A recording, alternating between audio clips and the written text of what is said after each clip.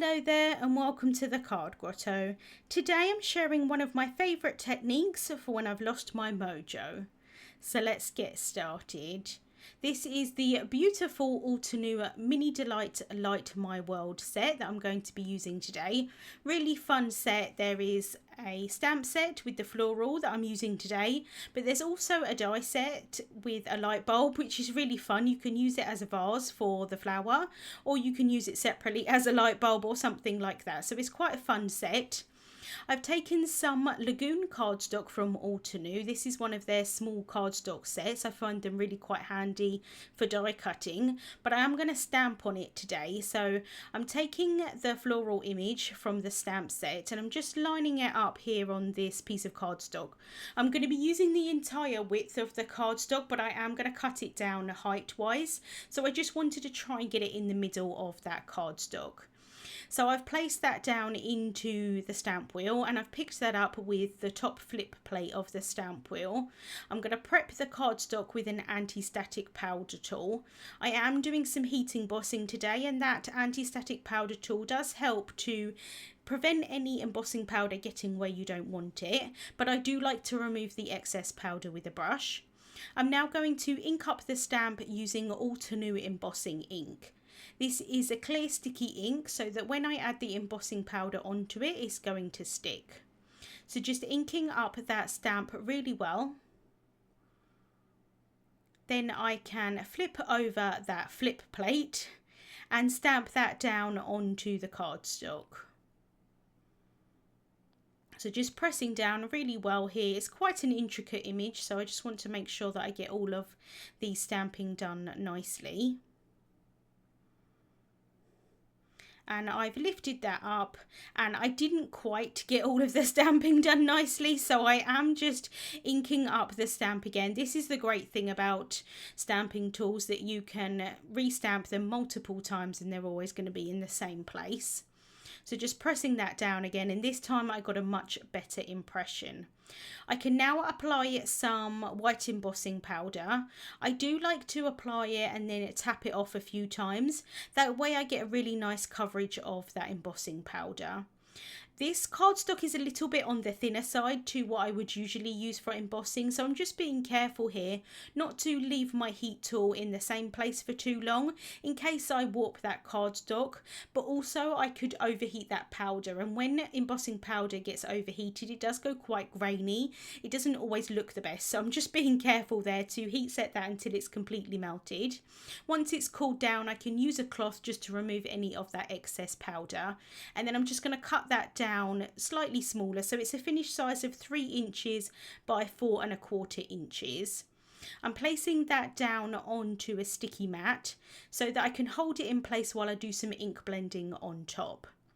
I'm taking the Altenew Seashore Fresh Dye Ink collection and I'm using I think it's the 3 darkest shades. I'm trying to remember here off the top of my head and I apologise, but it's the 3 of the shades anyway that's in the collection. I think it's the 3 darkest, and I'm going to go around the outside edges of this panel, and this really is one of my go-to techniques, is heat emboss resist.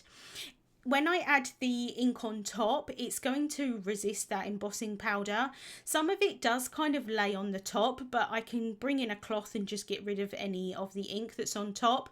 But I always prefer to do it this way. I prefer to do the embossing first and then add the ink over the top, rather than doing the inking and then stamping on top, because a lot of the time the ink will still be a bit wet and you'll get the embossing powder everywhere. So I always prefer to do it in this way. The first colour that I used of ink, you could barely see any difference, but I did just want a transition colour. I do like having a lighter colour first, so that then when I add the darker colours on top, it's just going to blend really nicely. So I'm using an Altenew small blending brush.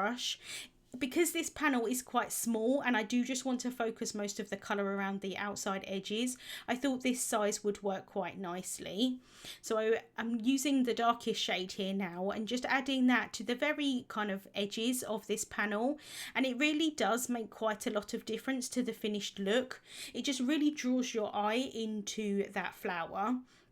but I'm not entirely happy with how dark it is. I want it to be a little bit darker, so I'm bringing in jet black ink, and this time I'm using a micro blending brush from Altenew. These are new and they're just a little bit smaller, as you can see, smaller than the mini ones, which I'm not using in this video, but they're not like absolutely tiny like the detailed ones, so it's quite nice to have different sizes. And so I'm using this because I just want the black to be on the very edges, and you can see that as I add it on, it kind of looks like I'm basically adding on black ink. So I'm going back in with the residual ink that's on the small brush and just blending that out, and that's just going to make it look a lot darker around the outside edges, so that it doesn't read as black, but it does just really darken up those edges. I did accidentally go to put the small brush in the black ink, and thankfully I kind of just about missed it, so I'm just going to close up that ink so that I don't actually accidentally do that again. And then I'm just adding a little bit more of the darker ink onto that brush to really darken that up, and you can see the difference now from when I started to what it looks like now. And then I can bring in a dry cloth and just go over that embossing powder, and that's just going to make that really pop out from that background. I wanted to add a little bit of shimmer onto the panel, so I'm taking the Altenew metallic watercolor set. I've had this for a little while and never used it, and I'm not sure why I've never used it because it is really pretty. I'm taking the lightest shade, which is sterling silver. I don't think it really reads as silver as such. I just think it kind of looks a little bit like an iridescence. It is very pretty. I'm adding a little bit of water to that and loading that up on my brush, and then I'm tapping the brush to splatter that onto the panel, and I'm trying to focus most of the splatter sort of in the corners because that's where you'll see it the most, you know, like the most contrast between the background and the splatter. And once this dries, it's just going to give a really pretty finish to this panel. So once I've added all of this splatter on top, I'm going to set that aside to dry. And these watercolors, if you're using them in this way, do seem to dry very quickly, which is nice. I have then stamped and heat embossed a sentiment from the same Altenew Mini Delight Light My World set, and I wanted to cut it down into kind of like a little tag shape, but I didn't have one that I wanted, the shape that I wanted. So I'm using one of the dies, the sentiment dies from the Altenew Terrific Tags die set. And instead of using this die as a banner, I'm going to flip it over and use it as an arrow, and that's going to make my tag. So I've done a little bit of partial die cutting here so that I can pop it back into that die. I didn't quite line it up perfectly, so I do just need to cut off a couple of these edges here, just to neaten it up a little bit to make that into the arrow. And then on the other side I can just cut that into a straight line using my mini guillotine, and that's going to create my little tag. I thought it would be quite cute to have the tag make it look a little bit like it's wrapped around the bouquet of flowers. I do just want to add a little bit of ink blending onto this to make it match the background.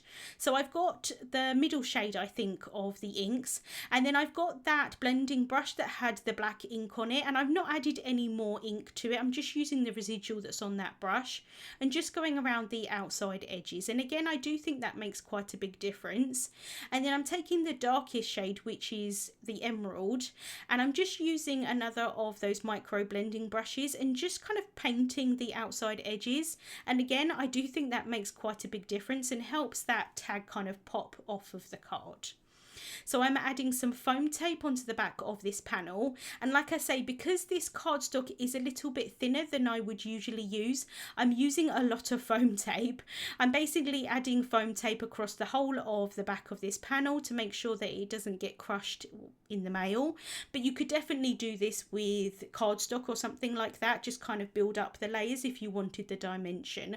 I don't always like to use cardstock because it does make the card quite heavy, and then the postage does increase here in the UK if you send cards that are heavier. So I've added that onto an A2 size white card base, so that's a finished size of 4¼ inches by 5½ inches, and now I'm taking my pokey tool and I'm just piercing a hole in the top of that tag to make it look like the twine is going to be wrapped around it. it's not going to be perfect because I'm not physically wrapping the twine around it, and you're not actually going to see this hole in the end. But again, I do think it makes quite a big difference. I didn't want to add any more foam tape onto the back of this tag, but I do still want some dimensions. So I'm cutting out small pieces of that cardstock that I had left over. And I think I did 2 layers in the end, so it's 3 layers overall. And that just adds that little bit of extra dimension. So it looks like it's above the bouquet of flowers, but I'm not adding tons of extra dimension onto the card. I'm then taking the Altenew Silky Lilac Metallic thread, and I'm going to try and tie the tiniest little bow possible. So this was a little bit fiddly, I'm not going to lie, because this is quite thin thread, but it is really nice because I did want a quite thin thread on this card. So I've made a bigger bow here, and then I'm just trying to make this as small as I can possibly get it. And then once I'm happy with the size of the bow, I'm going to cut those tails down with some scissors. And then I can add a little bit of liquid glue there to where that hole is. And then I'm just going to try and push this in, and I'm actually going to push it kind of into the hole a little bit. So again, it looks like it's coming out from the top of that tag rather than just being placed on top. So that's the card finished for today. Like I say, definitely my go-to technique when I'm not feeling like I really want to make any cards, but I do tend to do a bit of organising and things like that as well. But this is a great technique to use if you're kind of losing your mojo a little bit. Links to the products that I used will be listed in the description bar on YouTube and also over on my blog. Thank you so much for watching, and I'll see you soon.